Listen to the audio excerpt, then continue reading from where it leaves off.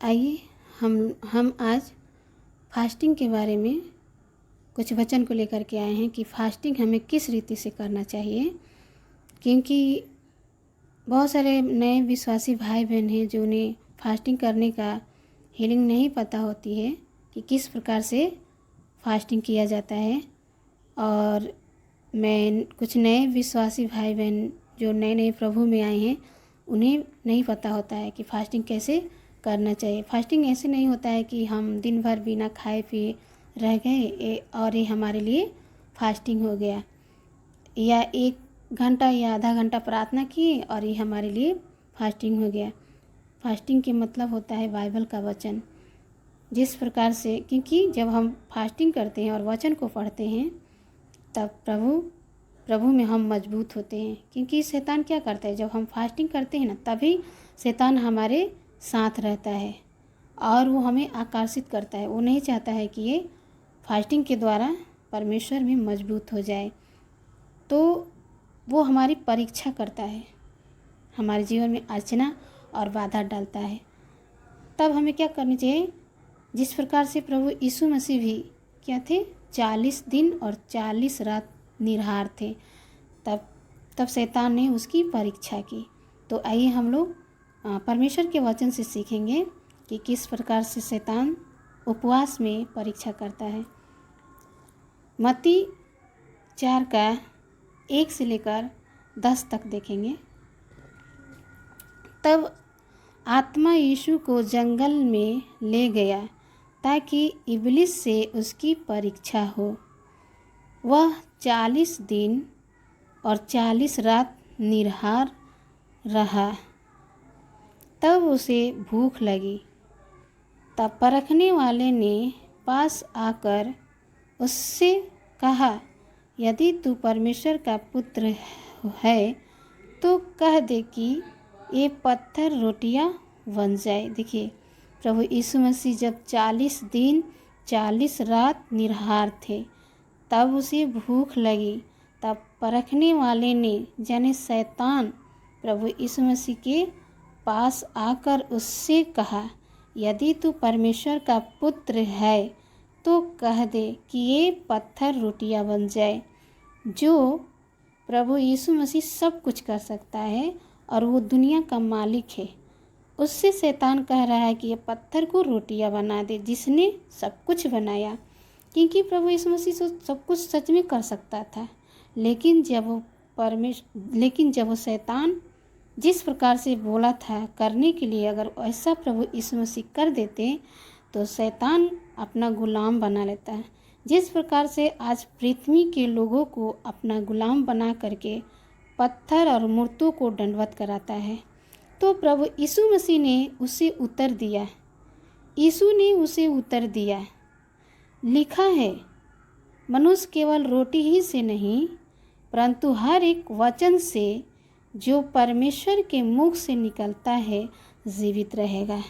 देखिए, प्रभु यीशु मसीह ने किस प्रकार से वो अपने उपवास के द्वारा शैतान को उत्तर दिया कि मनुष्य केवल रोटी ही से नहीं परंतु हर एक वचन से जीवित रहता है जो परमेश्वर के मुख से निकलता है। तब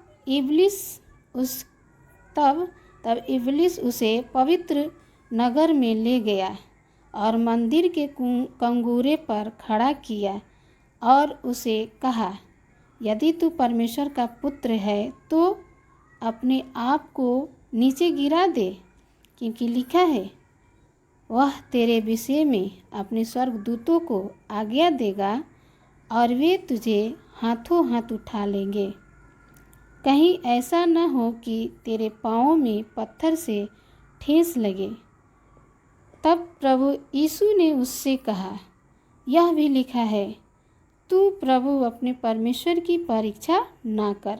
देखिए, प्रभु यीशु मसीह किस प्रकार से शैतान को उत्तर दे रहे थे कि तू प्रभु अपने परमेश्वर की परीक्षा ना कर। फिर इब्लिस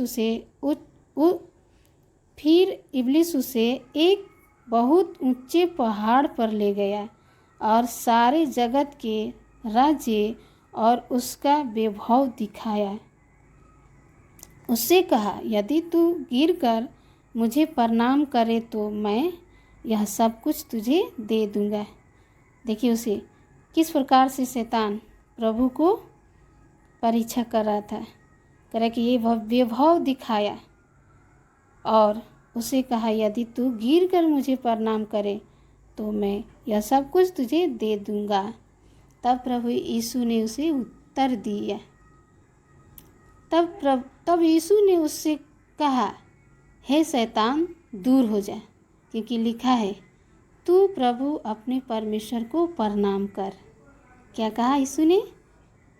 शैतान ने कहा कि तू मुझे प्रणाम करते ये सारे राज्य तुझे दे दूंगा। जो प्रभु यीशु मसीह ने सब कुछ बनाया, पृथ्वी के सिरजनहार वो है, उसे कह रहा है कि मैं सब कुछ तुझे दे दूंगा। लेकिन यीशु मसीह ने वहाँ पर उत्तर दिया। तब यीशु ने उससे कहा, हे शैतान दूर हो जा, क्योंकि लिखा है, तू प्रभु अपने परमेश्वर को प्रणाम कर और केवल उसी की उपासना कर। तब शैतान उसके पास से चला गया और देखो स्वर्गदूत आकर उसकी सेवा करने लगे। इस प्रकार से प्रभु यीशु मसीह ने अपने वचन से शैतान को हराया, शैतान को भगाया। कब? प्रभु यीशु मसीह ने 40 दिन और 40 रात निराहार थे और तब इब्लिस यानी वो शैतान आकर के प्रभु यीशु मसीह के क्या किया? परीक्षा किया। तब इस प्रकार से इस वचन से हमें सीखना है कि किस प्रकार से शैतान हमारी जब परीक्षा करता है, उपवास में फास्टिंग जब हम रहते हैं, तब हमें वचन की ज़रूरत है। हम बाइबल को वचन को पढ़ें और मत्ती 4 से लेकर 10 तक पढ़े, आकर के सेवा करते थे। तो इस प्रकार से और एक और वचन देखेंगे, लूका 4:3 से लेकर 7 तक देखेंगे। तब शैतान ने उससे कहा, यदि तू परमेश्वर का पुत्र है तो इस पत्थर से कह कि रोटियां बन जाए। यीशु ने उससे उत्तर दिया, लिखा है, मनुष्य केवल रोटी से जीवित न रहेगा। तब शैतान उसे ले गया और उसको पल भर में जगत के सारे राज्य दिखाया और उससे कहा, मैं यह सब अधिकार और उसका वैभव तुझे दूंगा, क्योंकि वह मुझे सौंपा गया है और जिसे चाहता हूँ उसी को देता हूँ। इसीलिए यदि तू मुझे प्रणाम करे तो यह सब तेरा हो जाएगा। तब प्रभु यीशु मसीह किस प्रकार से वहाँ पे उत्तर दिए?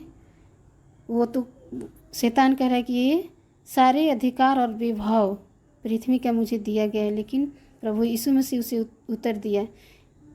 यीशु ने उससे उत्तर दिया, लिखा है, तू प्रभु अपने परमेश्वर को प्रणाम कर और केवल उसी को उपासना कर। क्या कहा? उसी की उपासना कर। मेरे प्रिय भाई बहनों, हमें फास्टिंग में ध्यान देना है कि किस प्रकार से शैतान हमें भरमाता है, हमारे जीवन में अर्चनाएं और बधाई को लेकर के आता है। तो प्रभु यीशु मसीह जिस प्रकार से वचन के द्वारा शैतान को डांटते थे, भगाते थे, उसे उत्तर देते थे, और शैतान वचन के द्वारा प्रभु यीशु मसीह के पास से चला गया। तो आइए एक और वचन को देखेंगे, दूसरा कुरिन्थियों 11:3 से। परंतु मैं डरता हूँ कि जैसा सांप ने अपनी चतुराई से हवा को बहकाया, वैसे ही तुम्हारे मन उस सिधाई और पवित्रता से जो मसीह के साथ होनी चाहिए कहीं भरभ्रष्ट न किए जाए।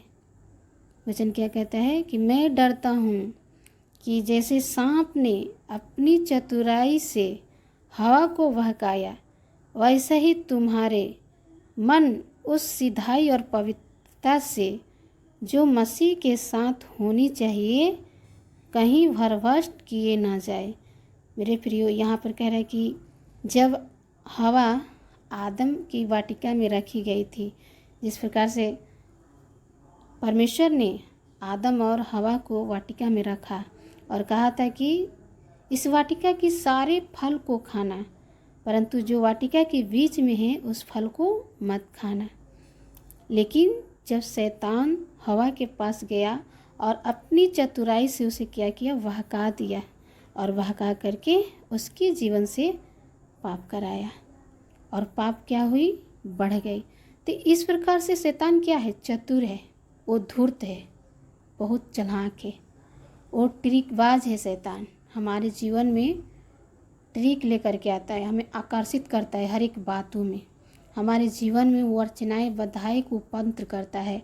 जब हम फास्टिंग होते हैं तभी हमारे जीवन में नाना प्रकार की बधाई लेकर के आता है, हमारी मन को खराब कर देता है और हमें इतना चिड़चिड़ापन से भर देता है, हमारे परिवार के द्वारा, हमारे बच्चों के द्वारा, माने बहुत कुछ से क्या करता है, हमें आकर्षित करता है कि इसका फास्टिंग क्या हो जाए, व्यर्थ हो जाए, इसका फास्टिंग मजबूत ना होने पाए। तो इस प्रकार से हमें फास्टिंग करना है। तो मेरे प्रिय भाई बहनों, आप सब, मैं विश्वास करती हूँ कि आप सब ने इस वचन के द्वारा कुछ सीखे हैं कि किस प्रकार से हमें फास्टिंग करना चाहिए। तो आपको परमेश्वर इस वचन से बहुत सारा आशीष दे। और मैं आप सबसे यही कहना चाहती हूँ कि मेरे चैनल को सब्सक्राइब कीजिए, लाइक कमेंट शेयर कीजिए और बेल आइकन को दबाइए ताकि मेरा वीडियो आप तक पहुँच पाए और मैं हर रोज़ आप सबके बीच में परमेश्वर का वचन लेकर के आती रहूँगी। क्योंकि परमेश्वर ने हमें जो बुद्धि दिया है, जो समझ दिया है, उसके द्वारा मैं आप सबको वचन सुनाती हूँ। तो मैं यही विश्वास करती हूँ कि आप जो भी सीखे हैं इस वचन से तो कमेंट करें। सबको जय मसीह की।